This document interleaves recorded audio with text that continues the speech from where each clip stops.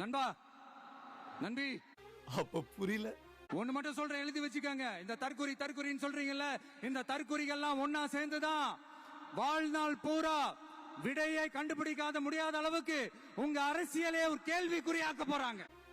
இப்ப புரியுது, இப்ப புரியுது.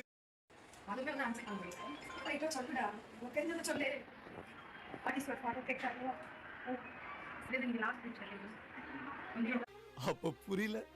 இவங்க எல்லாரும் தமிழ்நாட்டு அரசியலோட ஆச்சரியக்குறி. அது இப்ப புரியுது. பெண்மணியை பார்த்தபோது, அந்த மாணவியை பார்த்தபோது அமைச்சருக்கும் தன்னை போல ஒருத்தைய பார்த்ததால ஒரு அக்கா ஸ்தானத்துலதான் அதை அவங்க பேசுறாங்க. அதாவது யாராவது அப்ப புரியல. இவங்க எல்லாரும் தமிழ்நாட்டு அரசியலோட அந்த மாற்றத்திற்கான அறிகுறி. அது இப்ப புரியுது. Hands up to all of you. அது இப்ப புரியுது. The higher secondary minister and the school minister. அது இப்ப புரியுது. Great and the greatest our sports minister is here. அது இப்ப புரியுது. சும்மா லாஜிக்கே இல்லாம தற்குறி. இப்ப புரியுது, இப்ப புரியுது, இப்ப புரியுது.